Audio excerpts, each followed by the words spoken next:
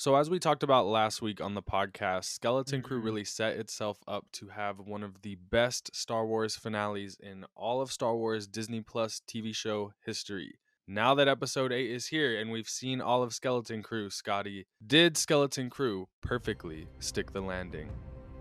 Well, let's talk about it.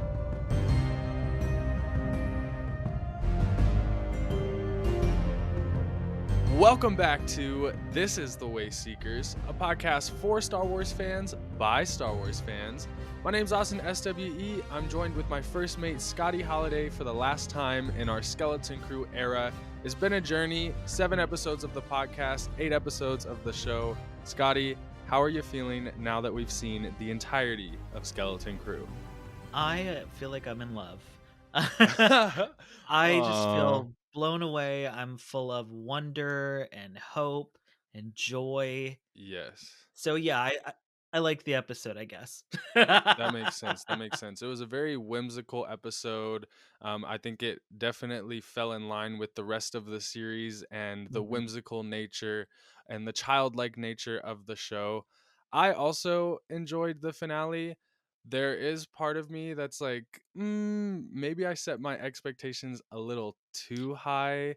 Oh, see I what loved it. happens? See what happens when you set expectations? Exactly. But I loved it. I loved it. I think my biggest thing is there's a part of me that when it all ended and it was said and done, I was like, that's it. That's all we got. Interesting, because I scrolled a little bit online after the Mhm. episode because, as one does, after I unmuted all my app notifications. Right. And I was like seeing that other people were kind of saying, like, oh, it kind of ended. And there's still like, okay, so what happens? Surprisingly, Right. I felt very like resolved with the ending of the show. I felt like everything kind of came together in this culmination that was really satisfying to me. I mean, Right. of course, there's still more story they can tell, and it's set up that way. But for example, to compare it to the Acolyte, which we Mhm. know that that was set up so that they could continue the story, but they said season one would be self-contained. Right. That felt like it was left. I didn't feel a resolve with that. I felt like the Right. story was just beginning. This story, the adventure is complete, but there's still more adventures we can go on. I feel like that's the best way to put it. Yeah, and that definitely makes sense. And I even wrote in my notes, like overall, they resolved the conflicts that were set up. The kids are back on Atten. The great work, the mystery of that is kind of answered and Eh, also dismantled, which we kind of wanted to happen. But I'm glad you brought up the Acolyte because I think that there's a huge that's a huge part of why I'm not 100% satisfied with this conclusion because there's mhm. still so much that needs to be answered. Jod's backstory, we got a little tiny bit Yes. of what could have, happened there, but I want to Mhm. know more. We don't really know what happened to Jod. In fact, they kind of set up that there's more to him because in his final shot, he kind of smirks as if this was all part of his plan or something. He does oddly repeat multiple times, like, it doesn't have to be this way. It doesn't have to go this way. Like, this Right. wasn't what I planned. So you're onto something, I think.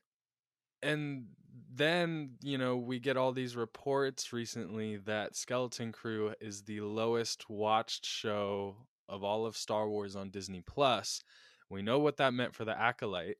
Oh. So there's like a part of me that's like, are we going to continue and get those things? There is a plus side, though. We've been complaining this entire time that Skeleton Crew is part of the Mandoverse. If Mhm. there's no direct season 2 to Skeleton Crew, I still think it's likely that we'd see these characters pop up and there is a space for them, especially with Mhm. the way the New Republic came in at the end and we see Yeah. Wim kind of yearning to be a pilot or, something along those lines. So I Mhm. think we're still going to get those things. But I don't know. I also just worry because John Watts talked about a season 2 in the past and how they're not going to go the Stranger Things route and pretend that time hasn't passed. These are child actors. Yeah. They've grown up, but that means we're not going to see like directly what happened next with Jod. We're not going to see directly what Mhm. happened next with Atten and how things are resolved. The Great Barrier is fucking gone. It's Yeah. no longer there. the great work, it was all bullshit basically. It's all ran by a droid, and Yeah. one person was able to take it all out. We're not going to get to see the direct fallout of that if we're going to have like a 3-year time jump. So I don't know. Well, how Star Wars is that though? Yeah. Like, it's very Star Wars in the sense that, like, it ends and we don't get to Mhm. see what happens after, but we get to skip in time and see where things are following that. And I feel like Right. that's quintessential to the Skywalker saga specifically, like the Mhm. prequels and the original trilogy with those large time gaps in between movies. And Right. I kind of love that Star Wars does that, and I want to Mhm. see more of it. I Yeah. feel like we're on not way different pages with this, but I feel like we're both looking at this finale in different ways, and I'm Mhm. glad because I think we're gonna have very fun things to talk about. Yeah, that's for sure. That's for sure. So, do you think that we will get a season 2 of Skeleton Crew, knowing the viewership? Do you think, because I mean this show was very well received from the people that did watch it. Do you Mhm. think like the negative backlash has more impact on whether a show gets renewed or not, or do you think it's all viewership? They'll say it's viewership all day long, but I don't believe Mhm. it. I I feel fully the same. I fully believe on top of the viewership with the acolyte, if they even give us the real numbers, because Mhm. the streaming Right. services don't like to do that. I definitely think the vitriol definitely contributed to that show getting canceled. Right. Honestly, as much as I would love a season 2 to Skeleton Crew and I love the idea of them jumping forward, Mhm.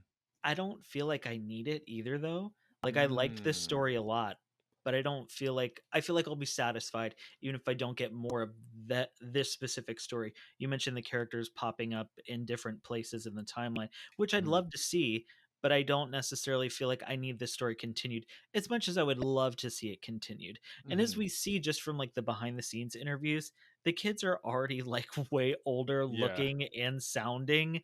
Right. Um it's insane, like, the difference, so I like the idea of revisiting them when they're actually aged up Mhm. later in Yeah. the timeline, it's way more believable, but I didn't think about any of the, like, the cynical mindset of, "Oh, well, we saw what happened then, could this happen with this show?"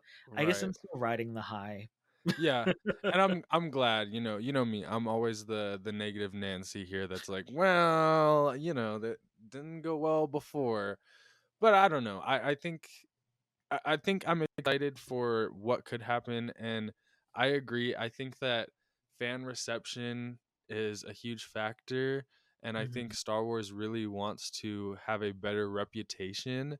And so, a show like Skeleton Crew that was well received, I think they're willing to take the risk and do a season 2, which I think could actually work really well.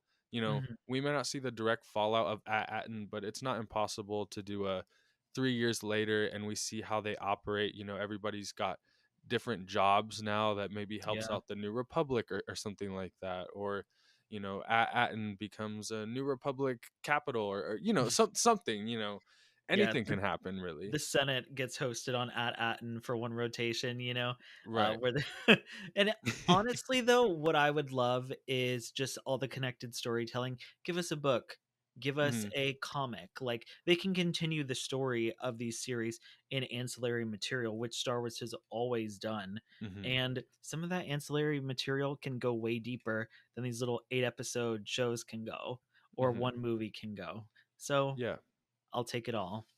exactly. Star Wars is a vast universe. Before we continue this podcast episode, we just wanted to give a huge, huge fucking thank you to our Mm, audience because This is the Wayseekers just hit 400 subscribers on YouTube. yes, we're so thankful and we're so grateful. And if you haven't already, please consider subscribing to join us for all of our future Star Wars content because we've definitely got stuff coming up post Skeleton Crew as well. And now, back to the episode. So, interestingly enough, the episode picks up right where we left off Hmm. from episode 7. And we see the fallout that happens as soon as John Yes. ignites that lightsaber and he puts on his little act and he's like, "Yes, I'm the emissary from the Republic."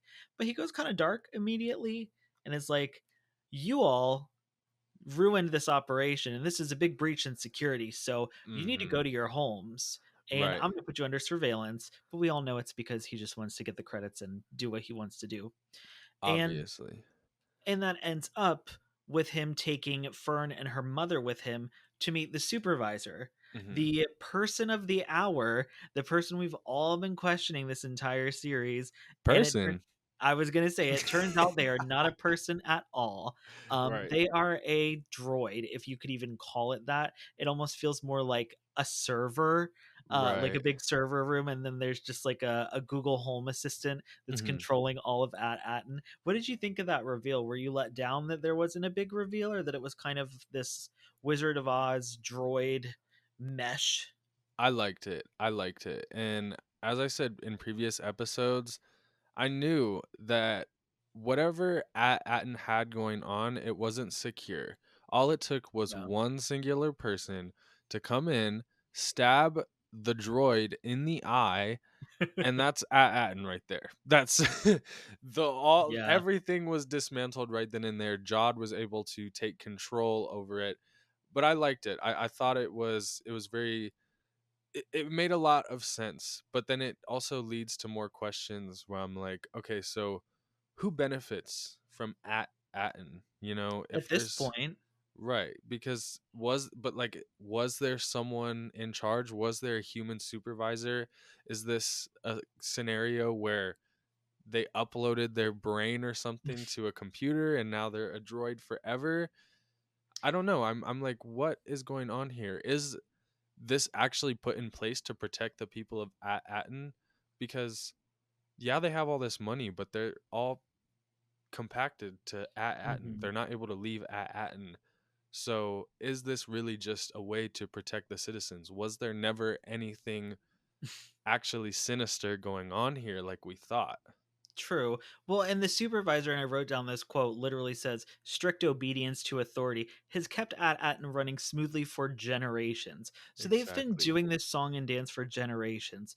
And Hmm. something that I found really telling was in the moment that the supervisor kind of catches on to Jod's lie. Hmm. He's like, well, the last time we heard from the Republic, they said the Jedi were all traitors. Right. And so at that point, it's like, okay, so they haven't heard from the Republic in Like 30 over, I was years. gonna say, yeah, like 30 years, but Right. they've just continued on with their daily lives, living in ignorant bliss and their security dystopian state. It Right. it is, yeah, I love that you bring that up because it's like, who are they really benefiting from?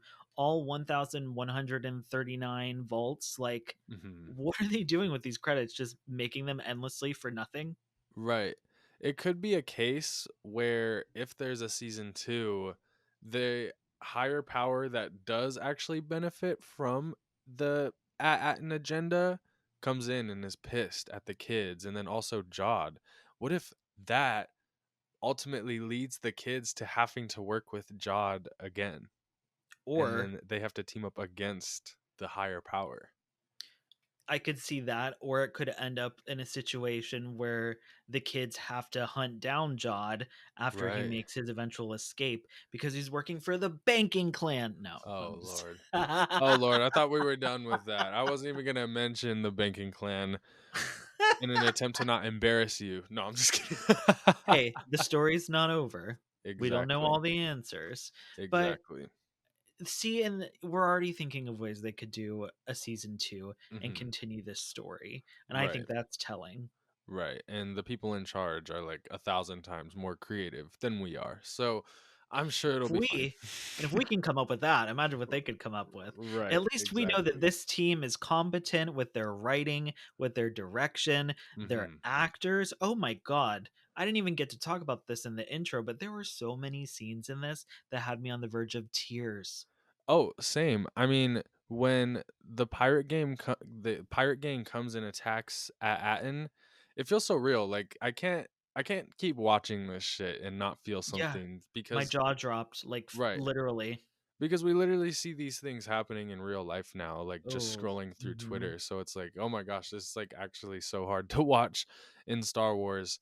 But it's also, it's very impactful because if you can feel this Mhm. way over fictional people and fictional characters and fictional locations, surely you can care about the real world. Or at And least you should. right. And Star Wars always does a great job at that, especially this show. I mean, think about the episode we had with KB, 2 episodes Mhm. ago in episode 6.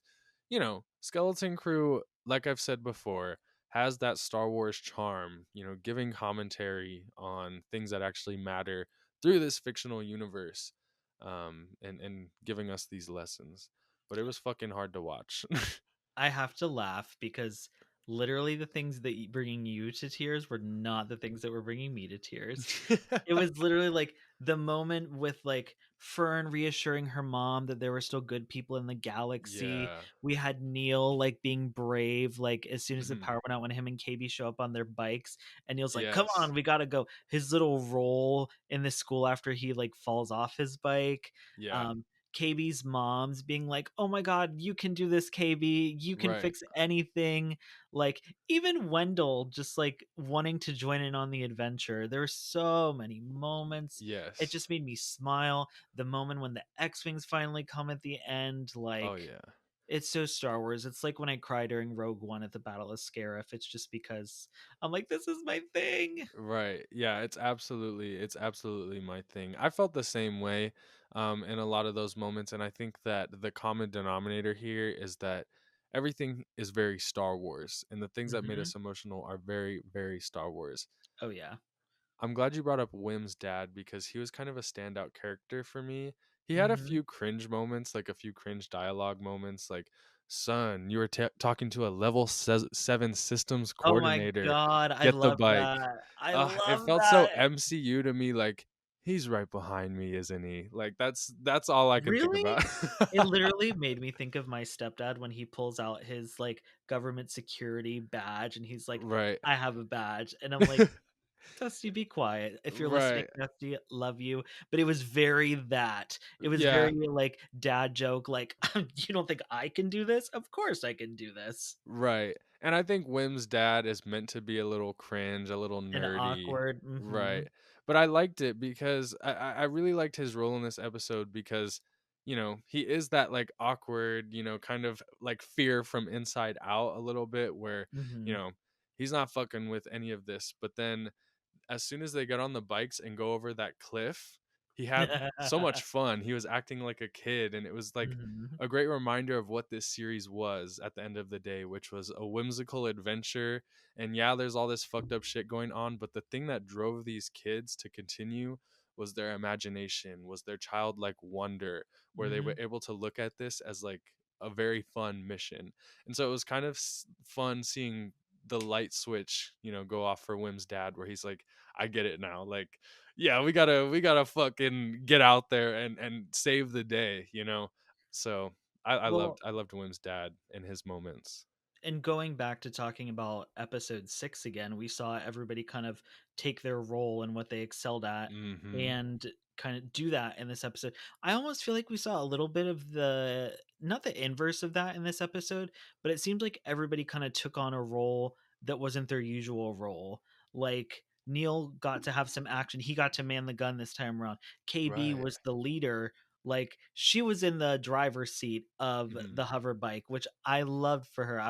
I felt like one of her moms. I was like, I'm so proud of you. Look at you. Right. Like you're leading the group. You're saving the day. She flew the ship. She fixed SM-33. We Mm-hmm. got Wim just being like the emotional support. And I almost feel like Wim was very grounded in this episode, to the Yes. point where he's barely can make up a good believable story just to distract Jod. Even Jod's like, you really got to work on your tails here. Right. Like I feel like everybody, they learned from each other and took all the Mm-hmm. things that they learned throughout the series and they really got to implement it. And who was the one in danger? Fern. She was the one in Fern. danger for the majority of the episode, and she was Right. usually the headstrong one. Mm-hmm. So it was just really nice to see how all the kids really benefited from each other and took Mm-hmm. everything that they learned on their adventure and really put it to the test, both individually and as a group in the end. Right. I didn't even think about that aspect, but you're 100% right. They all learned from each other, and it's funny to look back because if you remember episode 1, they didn't even want anything to do with each other. There Yeah. was Fern and KB and Hmm. Neel and Wim, and they were absolutely not on the same page. They were forced into this, and now they're inseparable. You know, they're learning from each other.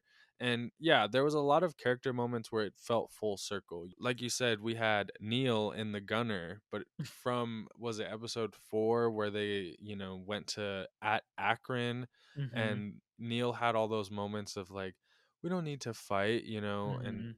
he kind of, I think, has learned that there's moments where you do have to fight, you know. It's Mhm. just like the Last Jedi, Rose Tico's Well, line, it's not about fighting what you hate but saving what you love. Sometimes that involves fighting. I couldn't even you could even say he wasn't actually fighting, he was Mhm. defending his friends and the people he cared Exactly. about. Exactly. And ultimately sometimes that is needed, you Mhm. know. So yeah, I really liked that. Another thing I really enjoyed is, I've talked about in previous episodes how I was waiting on the Kim moment to come to fruition, and KB finally make that call out to Kim that, you know, Kim said, "You need anything? I'm there." She Mhm. sent in the New Republic, and oh my god, seeing the New Republic, the fucking Bwings, that was my moment where Yeah. I'm like, hell yeah, Harrison Dula, shout out Quarry. I fucking love that Rebels episode. Like, genuinely in my top 5 Rebels episodes. I love Mhm. Quarry. I'm still pissed of whoever made up that rumor that he was going to be in the Ahsoka series, because no, the fuck he Mm. was not. And I was very excited to see him as the only fan of that episode, but No, whatever. that's a great episode, and I loved that. I know this wasn't technically our first live action appearance of the B-Wings, but, Hmm. like, it was the first live action appearance from the first time around because they Hmm. were only inserted in special editions for Return of the Jedi, but Exactly. and I don't think they shoot or they like do their lasers like they do in the Rebels episode in Return of the Jedi. Hmm. But in Skeleton Crew, you saw like the red Right. beams light up from the tips and then shoot off. It was exactly Yes. like in Rebels. So I love to see that too. And I was surprised. I thought literally back to Return of the Jedi and I was like, oh, they couldn't have these because they were too skinny, so they didn't show up on the screen. But Right. now we're at a point where we're having these B Wings in live action being badass on top of that. Hmm. Um, they could have easily just had Y Wings, but they said, why would a Right. bomber make sense in this? We're going to have an actual fighter along with the X Wings. And then, of Right. course, we get the Tantive Corellian Corvette or whatever the Hmm. official name is for it coming at the end. And it just, that also felt like a little bow on top. Yeah, and I think what's interesting about seeing the New Republic is the way that the pirates are genuinely fucking terrified of the Mm-hmm. New Republic. Even though they have a giant ship and all these guns, and they could Mm-hmm. probably put up a good fight against the New Republic. I think it's so interesting seeing them fear them, because in their mind, the New Republic and the rebellion took out the galactic fucking empire. So in Yeah. their mind, they're like, what chance do we have if the Yeah. empire was taken down? So I think that's just a very interesting position that the New Republic is in with the galaxy, because we see from Ahsoka that they're kind of in disarray. They don't exactly know what they're doing. And we see Mm-hmm. that in Mando season 3 as well. But they still benefit from the fact that they defeated the Empire. So the rest of the Yeah. galaxy either is terrified of them, or, you know, fears them in a good way, where it's like, yeah, you know, we have the New Republic to protect us. And True. so I'm very scared to see how that turns into the First Order. Very true, and I'm glad that you brought that up because it makes me think where a couple episodes ago I was saying like I want to see more of the New Republic. I feel like they don't really have a presence. I Hmm. did feel like in this episode they really felt like they had a presence, like they came to save the day. It was almost in a similar vein to when the Resistance arrives on Takadana in The Hmm. Force Awakens and how like they just come in and swoop in and just literally save the day Right. from the wreckage. And I really loved that moment, and I was glad that the New Republic actually felt like they could do something Right. and that they were capable. And obviously, that's different than like you talking about the pirates in universe. They're Hmm. terrified because they know they defeated the Empire. But Right. us, the audience, looking in, we're like, oh, we know where they end up. So Right. how competent are they? But Hmm. yeah, they literally saved the day, and Hmm. I love to see it. Yeah. It's just funny to see the way that both times the New Republic has shown up, the pirates genuinely don't even try. They're only worried about escaping at that point. Like, They're like, They Gotta get don't even out. try to fight back. It's so funny to see. Another thing I want to talk about, and we kind of mentioned it before, is Mhm. Jod's little reveal about having a master. Mm. I have a theory because I think, Ooh. everybody's first thought was Order 66 because he Mhm. says his master found him when he was begging for scraps, found him in a hole, was only able to train him for a little bit before they hunted her down. I think Mhm. him specifically saying they hunted her down, I don't think he's talking about clone troopers in Order 66.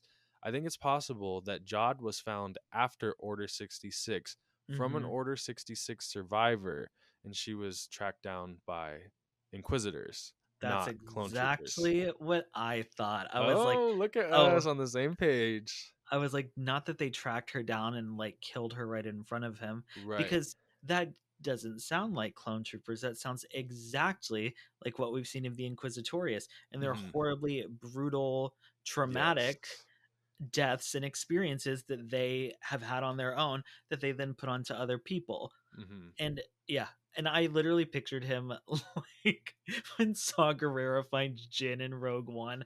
I Hmm. just pictured, because he said he's in a hole and she Right. found Oh, him, yeah. and I was just like, not little John in a hole begging for scraps, and then Yeah. that I finds him. But no, I didn't think about the fact that it would have been an Order 66 survivor, but my mind immediately did go to Inquisitors as Hmm. well. And I think that would make for a really great Inquisitor story, Yes. with an Absolutely. unexpected tie into Skeleton Crew. But that's just talking about ancillary material. Like, there's so Hmm. many fun places they could go. Absolutely. It also could be a Jedi that we know, possibly. Like we know Jocasta knew, for example, survived Order Mm, 66. Did we see her die in the comics or yeah, Darth Vader kills her right? after But she does like the lightsaber gun. right. I wonder if there's like a opening in there for her to be the one to find Jod. I don't know. It doesn't really matter, but it's cool because I think everybody's thought, even before Skeleton Crew came out and we found out Jod was force sensitive and a Jedi, was that he's an Order 66 survivor. So it's kind of a nice Mhm. little twist that like he possibly wasn't an Order 66 survivor. And that And like he wasn't even a part of the order prior to their exactly. destruction. Yeah, Hmm. which would explain his like minimal force abilities. Like, we even Yes. see in this episode, he can barely fend off between two grown adults, between Wendell trying to grab the lever and, Hmm. Farah trying to, or not Farah, I'm sorry, Wim trying to Hmm. hold the lightsaber back, and literally Fern and Wim could hold it back from him. Right. Like, so, and we've seen him do these little force feats before, but never really in an action setting. It was just more of a, Hmm. I'm gonna pull this object to me, not in Right. this like where he's doing it for defense. And I think it all lines up together with this Exactly. theory. Because even when he wields the lightsaber, it's like it's heavy. I saw one of our friends, Jonah Edward, make a Mm. tweet about how Jod, he couldn't have been a Jedi because he barely knows how to handle the lightsaber. And that explains it. He was only trained for a very short amount of time, and didn't get to learn very much. And even then, that was years ago. Who knows if he's picked up a lightsaber since then. Well, So I like and the attention to detail. yeah, me too. And I think the way that he just clutches onto it too once he gets it, and like has that moment where he ignites it when the screen cuts to black, it Hmm. almost makes me feel like he never even had his own lightsaber, and Right. this is literally like the first time he's really gotten his hands on one that he could own, Hmm. his own, not Right. like his master or whoever they were, who even knew if they had a lightsaber. You know what I Right. mean? Well, now it's Wim's lightsaber, and I my know. theory stands where he could possibly train as a Jedi. I started thinking about how things could go, within Hmm. the Mandoverse context, because we know we have the Ahsoka side of things. It's totally possible that Ezra Bridger and Wim find each other. I think it's an obvious continuation that Wim will be revealed to be force sensitive, or maybe similar to Sabine, where he just has like a little bit, or it's possible for him to have some force sensitivity. We'll see where it goes. I think these kids have a place in the future, like I said before. I think we're gonna see them in the New Republic. I think we'll see some of the parents and some of the citizens of At and join the New Republic and fight the big fight as part of the bigger galaxy.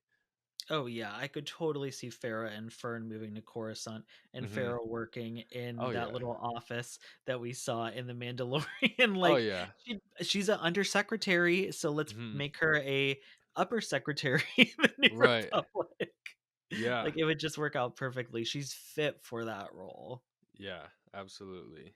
So, before we get into our final ratings for this episode, the last thing I wanted to mention is actually the last thing that happens in the episode, Hmm. which is the ending credits. Oh Uh, yeah. Oh yeah. I loved the ending credits and how they were literally the scenes from Wim's Hollow Reader.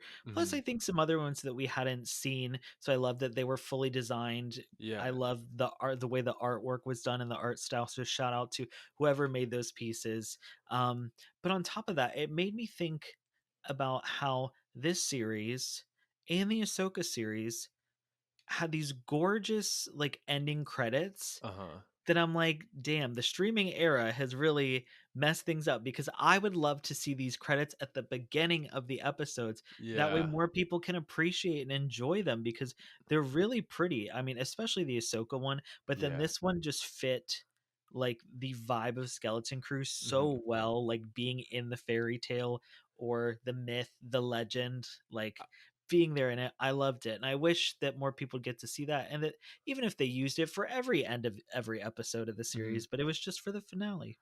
I think it worked well for the finale because I don't know Yeah. if you noticed, but they had all the ones that we saw Wim flipping through, but the very last one was the kids on top of the onyx cinder taking off. And I thought Mm. that was very cool because it's like Wim was added to the fairy tales and stories that he loved all along. So it just came full circle that, because I mean, that was kind of the obvious point of the whole series Yeah. was like Wim becoming the hero he always yearned to be. But it Mhm. was it was very cool to see that like fully, fully realize that he was added to the storybook. um you know That's such a good point. I didn't even think about that. And to counter that point, what if they did that and added a new scene at the end of every episode? But I do think that mm, having him end like the ending of hmm. the final like scene that we see from the Hollow Reader is literally him being in the stories and tales that he's heard about. I didn't catch Right. that, so I love that you pointed that out. Yeah, absolutely. One thing that I wanted to mention before we get into the Oh, ratings, I don't know if you thought about this, but you're the one that had the theory of would there be a New Republic representative coming to Atten? So when we saw the ships come in, like the Tantive ship, I don't know what exactly that ship is called, but it's the one that's similar to the Tantive 4 from A New Hope. you I mean the was like, Tantive, yeah, the Tantive V, the sure. official way to say her name? Oh, okay. Um, I was like, "Oh God, are we gonna see Leia CGI Leia. Organa or are we going to see Representative Jar Jar Binks?" I would have Two loved it. two things we could pull from the Scotty Holiday theory hat. Um, True. because you said Leia Organa and Jar Jar Binks were the possible ones. We didn't see it, but then once at the end when they were zooming out of the credits and we saw like the actual storybook, I'm like, oh God, are they gonna zoom up and pan up and then it's Hera Syndulla talking to Wim and it's like an Avengers moment where they're Wim is being recruited to the Avengers or the New Republic. You don't even know. I was waiting for one of those X-wing pilots to be Mary Elizabeth Winstead's green ass Hmm. in an X-wing. I was like, "Oh God, please don't do it. This has been so tasteful." Right. You know, something I just realized. We Mhm. never got the reveal of Tack Renaud. I mean, not that it like matters, but it was weird in that episode when they hid his face that I'm like, I Yeah, wonder why they did that. But we talked about that before where it's like who really could it be that would make it shocking and surprising that wouldn't feel cheap? Maybe that's yeah. something that comes up again in season 2. I don't know. I also think Tack Renaud was one of the skeletons on the ship in episode 1. I So, think that's another perfect jumping off point for a season 2 adventure, hmm following something that Tak Renaud did because they found something on the planet. mm, You know what I mean? Like yeah. following in his footsteps, kind of like with Cal in Jedi Fallen Order, where he's following in the footsteps of Cordova. Mhm. Imagine if they pulled that with Tak Renaud though, and they followed in his footsteps, and then come to find out he's still alive. Right. Yeah. I think you're onto something. I think that that would be really cool to see. I'll make it my next video on my channel. There we go. Wayseekers exclusive news for the the Scotty Holiday Wayseekers, channel. the Wayseekers think tank here. Well, something I want to start doing for all the shows going forward is doing an overall rating of the entire series. So the way we're going to do this is I have my rating out of 5 stars, you have your rating out of 5 stars, and then we'll take the average of that, and that'll be the official Wayseekers rating. We're trying to Mm. be like IGN here. No, I'm just kidding.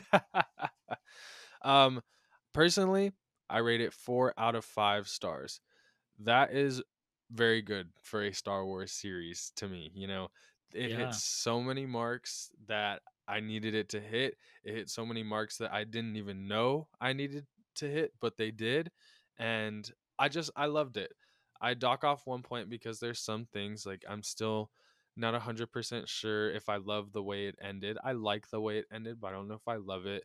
There's some other things too that, I've talked about in previous episodes, some criticisms I've had. So it wasn't by any means perfect, but compared to all the other shows, I don't think it has much competing with it besides Andor. I think it's the second best Star Wars Mm. show. So 4 out of 5 stars for me. I thought about this all throughout the time we were recording Uh-huh. to figure out exactly what I was going to do. And I think in the end of the day, I'm going to give it a 5. I'm going to give it Five 5 stars. stars. And I was going to give it a 4.5, but then I was Mm-hmm. like, it just felt so Star Wars to me.